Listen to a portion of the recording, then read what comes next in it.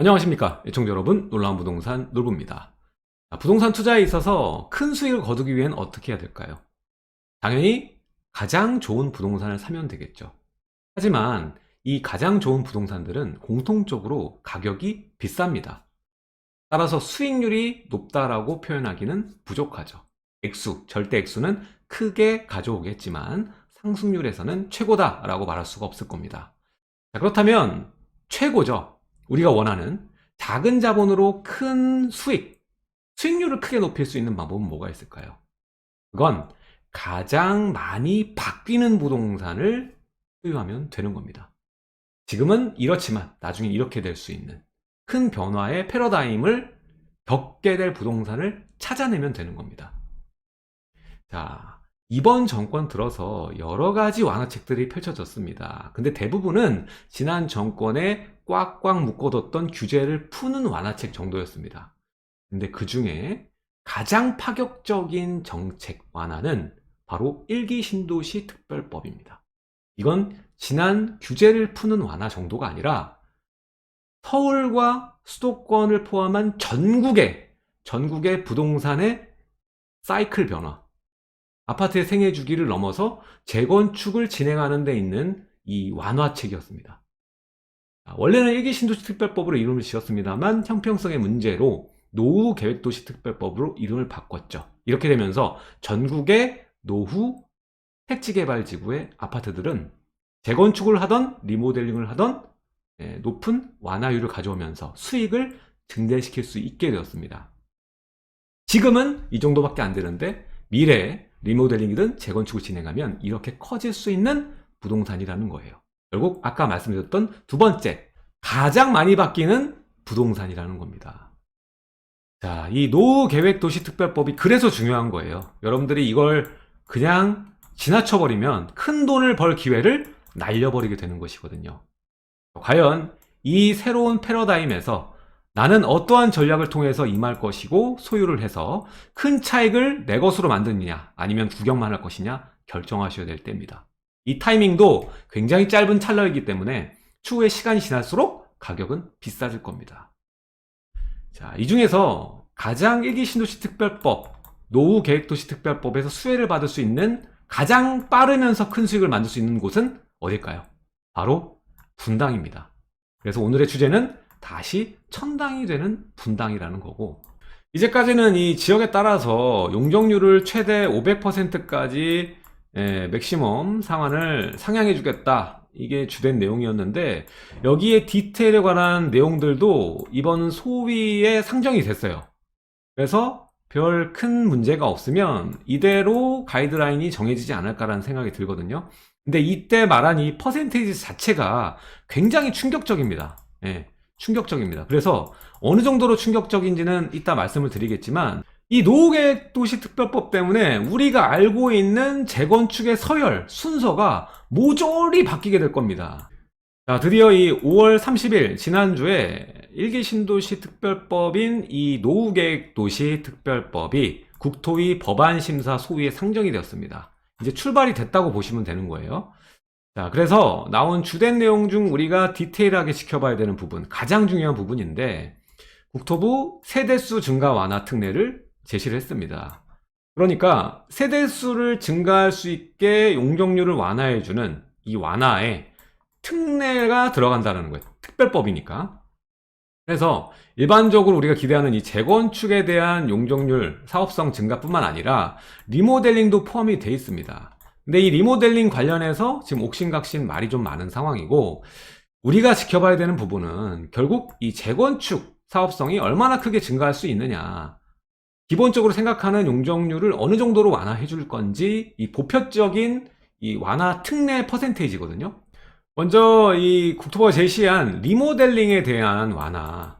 자, 기존에는 이 현행 세대수 15%로 증가할 수 있는, 리모델링으로 세대수 중간 15% 이내, 총 세대수의 15% 이내까지가 한계인데, 특별법에서 제시한 건 15%가 아니라 여기에 추가로 140%, 상한의 140%로 하자.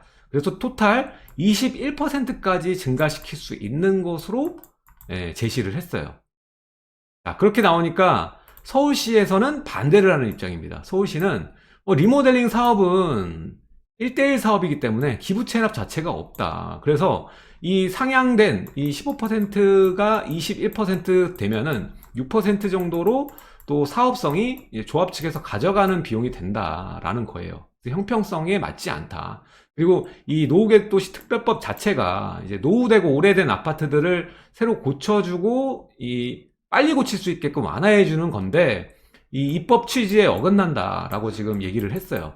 그러니까 여기에 대해서 국토부 입장에서는 특례 140%는 그대로 두자. 그래서 15가 아니라 이제 20일까지 리모델링을 노후계획 도시, 그러니까 택지 개발로 된데, 목동, 상계동 이런 데 일기 신도시 말하는 겁니다. 이런 데는 21%까지 할 수 있도록 리모델링 할 수 있도록 상향선은 완화해 주고 대신 공공성을 확보한 기부 체납이죠. 공공시설을 지어주고 이런 데 사업비를 내는 이 공공성을 확보한 인정단지만 21% 할 수 있게끔 특례를 주자. 이렇게 수정 제안을 했어요. 그래서 이 정도로는 통과할 것으로 보입니다. 그래서 이제 1기 신도시도 리모델링을 진행하게 되면 기존의 15%가 아니라 21%까지 증가시킬 수가 있다는 거예요. 근데 왜 리모델링이 중요하냐면 이 1기 신도시 가운데 사업성이 나오는 단지도 많지만 안 나오는 단지들도 굉장히 많아요. 그리고 1기 신도시가 아니라 서울에 있는 아파트들 중에서도 택지개발 죽으면서 사업성이 굉장히 안 좋은 단지가 있습니다. 소형이 많이 이루어져 있는 단지들, 주공 단지들 같은 경우에는 재건축할 때 사업성이 굉장히 떨어져요. 오히려 추가 분담금을 꽤 내야 되는 상황이기 때문에 반대에 부딪히기도 하고, 이런 단지의 경우에는 이 노후계획도시 특별법에서 제시하는 이러한 특례를 활용해서 21%까지 세대수를 상향할 수 있다면, 일반 분양분을 늘린다면은 재건축이 아니라 리모델링으로 푸는 것이 더 나아질 수 있다는 거예요. 이게 중요한 게, 이 리모델링 사업하면은 추가로 돈을 내야 되는 그 부담금, 1억이든 2억이든 내야 되는 부담금 때문에 안 하시는, 반대하시는 분들이 굉장히 많아요. 특히 오래된 아파트 단지일수록 이 연령대가 높아지다 보니까, 아니 살기 멀쩡한데 왜 리모델링을 하려고 하는 거지? 왜 1억 2억을 내면서 동의를 하라고 하는 거지? 라고 생각하는 분들이 많거든요. 그래서 이 반대 때문에 안 되는 단지도 꽤나 많습니다. 근데 이렇게 15%가 아니라 21%까지 늘려버리게 된다면 추가 분담금이 획기적으로 좀 줄어들 수가 있는 부분이고요. 그렇게 됐을 때 반대 세력이 좀 줄어들 수 있는 이 좋은 효과, 정의 효과가 있을 수 있다는 거예요. 그 다음 상당히 충격적이죠. 재건축에 대한 용적률 완화 언급이 있는데, 기존 법정 상한 용적률의 150% 이내로 완화하는 걸 예상하고 있습니다. 자, 지금 2종 일반 주거지 법적 상한이 이제 250인데 이걸 375가 돼버립니다. 150% 적용하면 3종 일반 주거 법정 상한 300이 이제 450으로 되는 거예요. 그리고 이 지역들 용도 상향하면 준주거로 만들어버리면 최대 500까지도 가능하다. 자, 기존에는 최대 500에 대해서만 언급되었는데 이번 상정 내용 보면은 2종, 3종의 용적률 완화에 대한 상향에 대한 것이 나왔어요. 그래서 리모델링이 140 그리고 재건축이 150이 나온 거예요.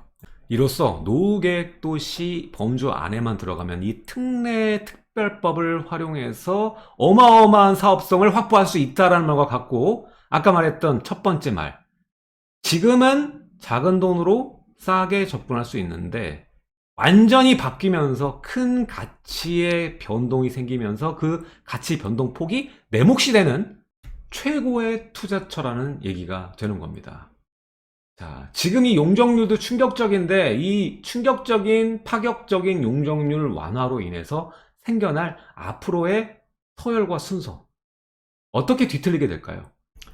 자, 이렇게 택지 개발 지역, 택지 노후계획도시 특별법으로 인해서 재건축에 대한 사업성 3법이 달라졌습니다. 이제 수도권을 볼 때 택지개발지구인지 아닌지 나눠서 봐야 되는 거예요.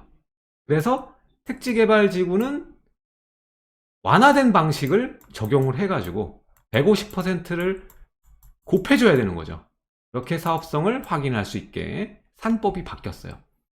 자, 그래서 보통 우리가 이 재건축을 기대하는 단지들 보면 연한 그리고 용적률을 기반으로 사업처를 고르게 되는데, 가장 첫 번째, 우리 더 오래된 사업처도 많지만 택지개발지구 보면 이제 목동, 그리고 상계, 그리고 수도권, 이렇게 우리가 서열을 나눠서 보게 되잖아요.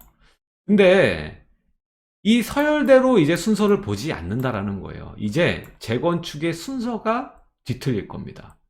자, 그래서 거의 확실하게 봐야 될 거는, 분당이 이 특별법 때문에 앞으로 상계보다 사업 속도가 빠를 가능성이 높아졌다고 저는 봅니다. 우리가 알고 있던 룰이 뭉개진 거예요.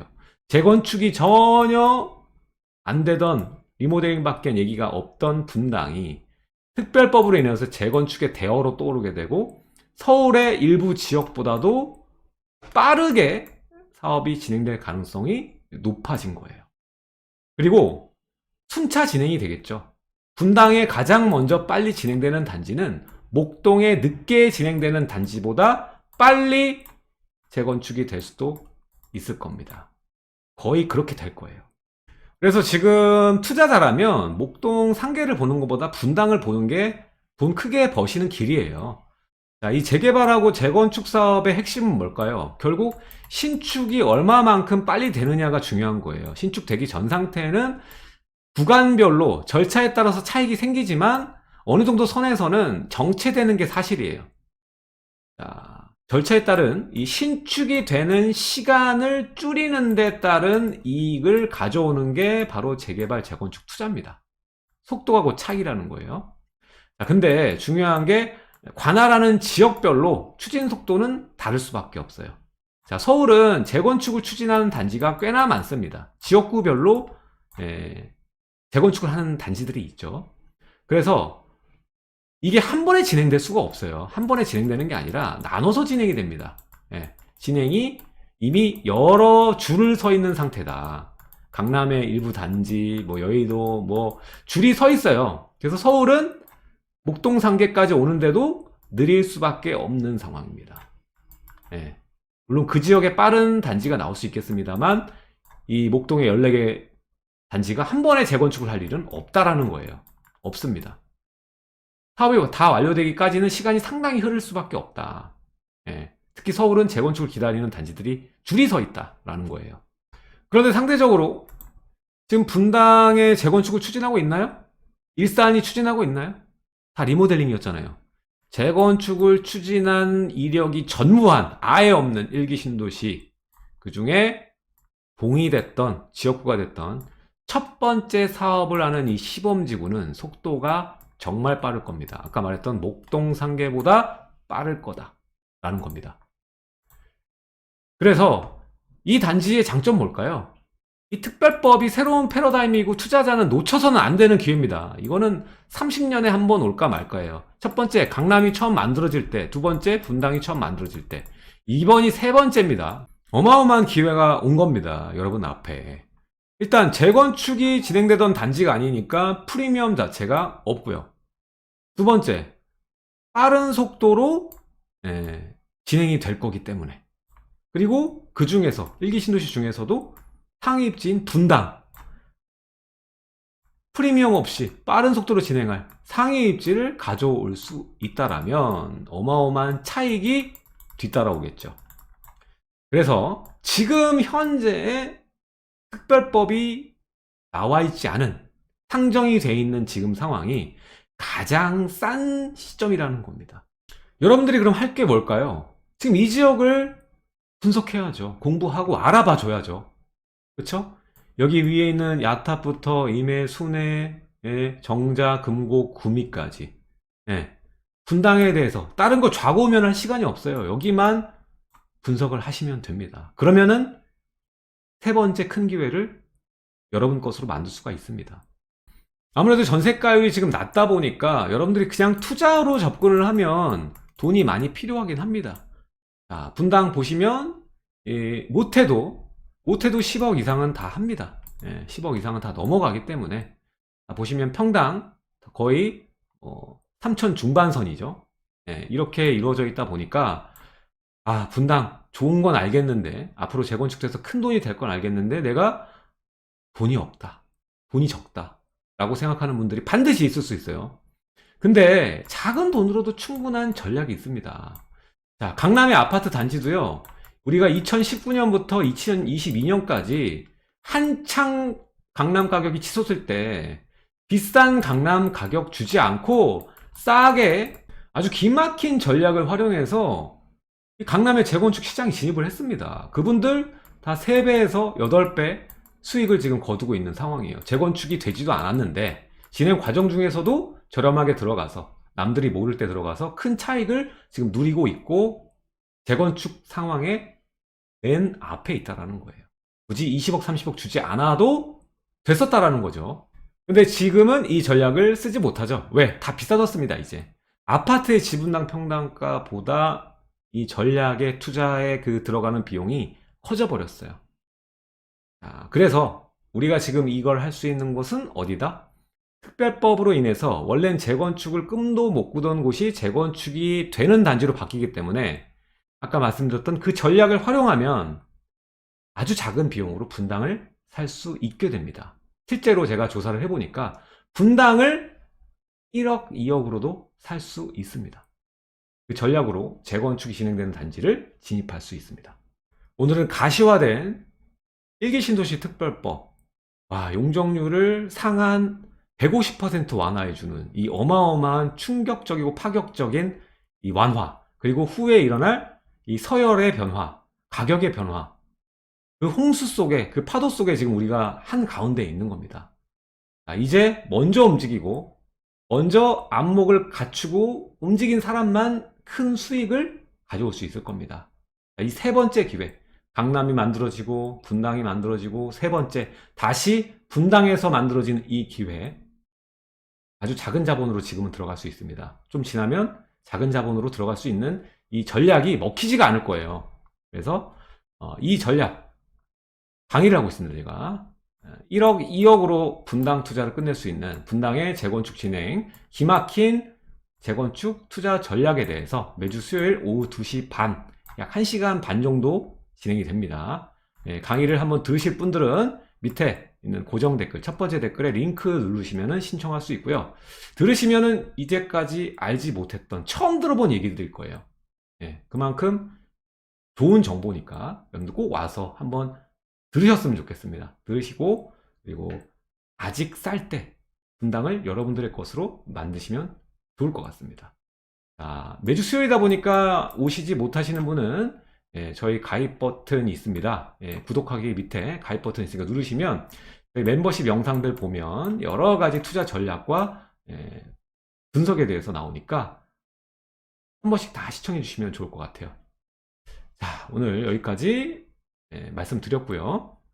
공지 한번 할게요. 공지는 다음 주인 6월 12일 오후 6시 매주 월요일부터 이제 라이브를 방송을 할 겁니다. 라이브에 오시면 여러분들이 궁금해할 만한 부동산 이야기들 할 테니까 꼭 알림 설정, 종 있거든요. 종 누르시고 다음 주 월요일 알림 받으신 다음에 시청해 주시면 감사드리도록 하겠습니다. 자, 오늘 내용은 여기까지 하도록 하고요. 다음 시간에 더 좋은 내용으로 여러분들 찾아뵙도록 하겠습니다. 지금까지 놀부였습니다. 감사합니다.